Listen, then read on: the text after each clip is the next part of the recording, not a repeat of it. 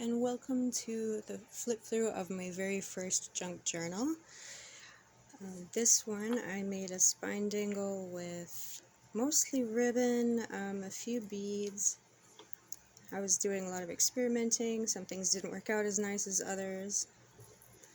But I was too afraid to do the spine with the 3-hole pamphlet stitch, so I did this method where you just tie a string on it and it goes through all the signatures. If I can find one where it's going through. But instead of the knot being on the inside, it's on the outside. So it just loops around the bottom, if that makes sense.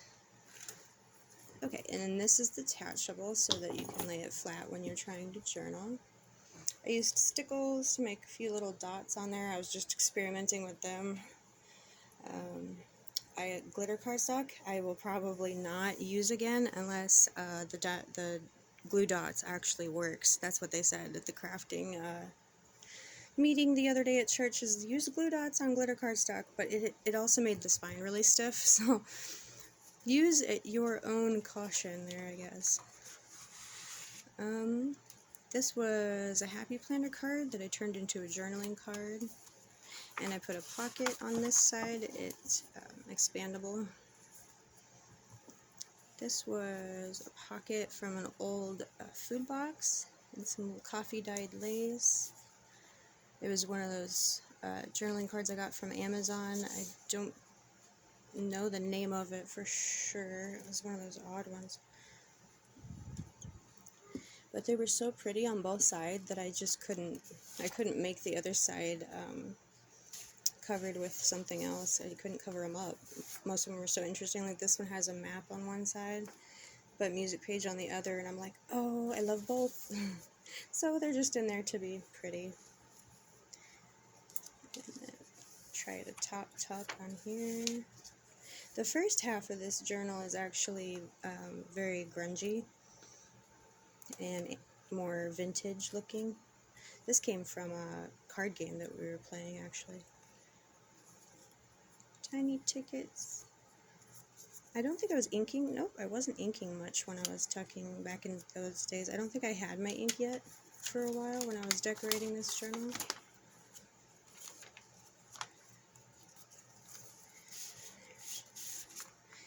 I have no idea how this one came out that way. It's just coffee dyed, but it really looks blue.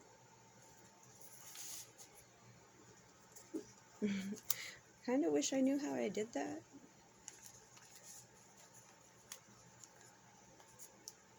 Let's see if I can get this back on there easy. If it's a fight, I'll just do it later. There we go.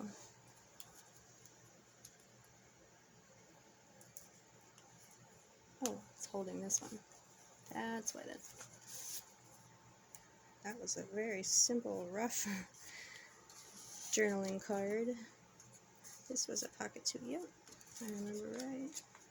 And journaling space. I should have created a tab for that or something. Now I'm looking at it, I'm like, a tab would have been easy. That's the only problem with this binding, is that your pages will slide around. But that's kind of the magic of it too, is I can slip a page out, sew on it, and slip it back in. So I might actually bind this one with a 3-hole pamphlet stitch when I'm all done decorating it and stuff. I think it's mostly done.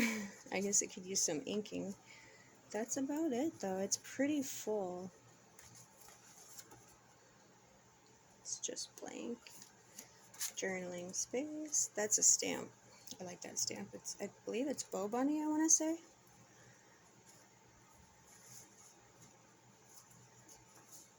And this is before I got into corner rounding also as much. You can tell they're not rounded. I would have rounded all those if I was doing that nowadays. Some lace and burlap. This was an experiment with it's like a tape runner, but it has a design in it. Lots of journaling space, mini pockets, Prima flowers. I got these free from my neighbor. We exchange Happy Mail on a regular basis, and in her stash that she gave me. I found some of those Prima flowers, and I couldn't find the exact ones again, but I found plenty of others. Plenty of others, as my boyfriend will say, oh, here's a pocket that has nothing in it. I'll have to find something to put in there. It's a big pocket. These are all writing space as well. They all flip up and pull out.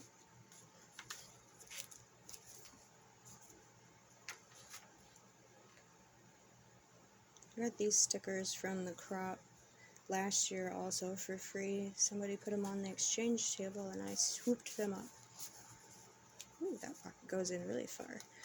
I was still learning with pockets apparently. This one almost disappears back there. This is cute though, how the butterflies kind of peek out. I remember this one was just an itty bitty pocket. That is one of my favorite collages for some reason. It's very flat.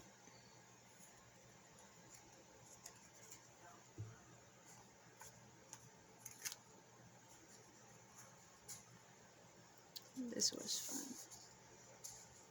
Squirrels. Rabbits. Chipmunk? That's what I think he is. I don't know what he is. I think that's a chipmunk. I don't know. Maybe it's just another squirrel. Don't accuse me of knowing my animals. I don't know my animals that well.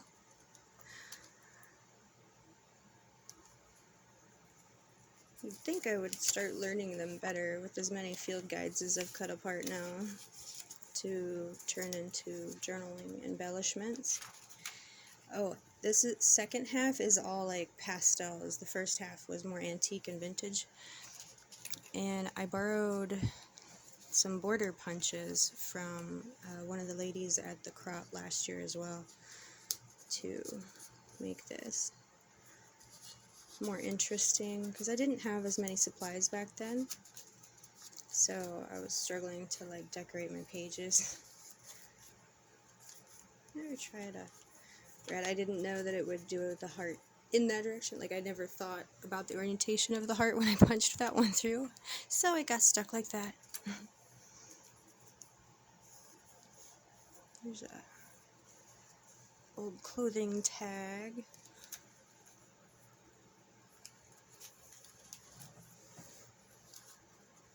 More border. This little guy. Maybe I should put him in my butterfly journal, but it does go with the butterfly on that page. This one went horribly wrong. I tried so hard to make it work and it just, nope, it doesn't look very nice. Oh well. I had to put some of my own handwriting in here. I believe that was one of the challenges at the crop last year. I put stickles on this butterfly, but it's really hard to see. It just kind of makes a dimensional shiny spot, almost like embossing is what it kind of turned out like. More journaling cards. Oh, I was playing with corner rounders. Now I don't even know where this punch is, come to think of it. I wonder if I borrowed one at the crop or what happened there. Oh wow, this guy doesn't want to come out. Is it stuck in there with glue? Yep, it got glued in there a little bit, just in the corner. Well, that happens. That was a fun stamp. There goes my pages sliding around. This is duct tape. I just couldn't resist because it was all like unicorns and rainbows in this half. Some of the pages got really short too when I was doing the border punch because it cut it off instead of leaving a pattern, and the only way to find out was to punch it. It was hard to look at them and know if it was going to do that or not. This unfolds and it's blank on the other side, but it creates two pockets, or well, three? 1, 2. If you glued it in, it'd be 3. Music. Pocket. Pocket. Journaling card. Not sure what this one's about.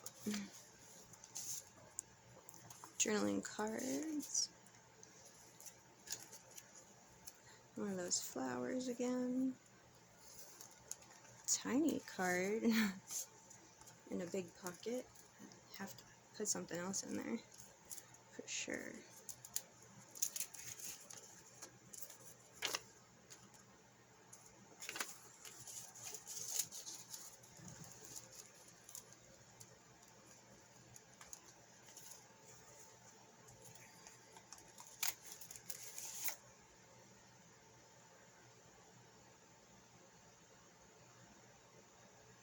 That is the sweetest little poem.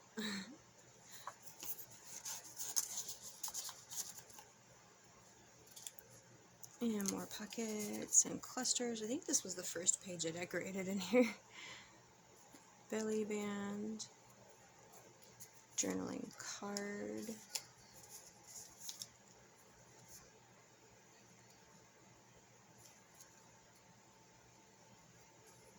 Old envelopes and lace. And another pocket with lots of journaling cards in there. Oh, is that a phone number? Who knows? These are just my scrap notes and stuff, some of them. Interesting. Wow. And then there's a pocket at the end too. I don't think there's anything. Oh, there is a surprise in there. What is it? Oh, journaling card I never figured out where to put. Now it's going in the butterfly journal because it didn't go in this one yet. That's it. Bye.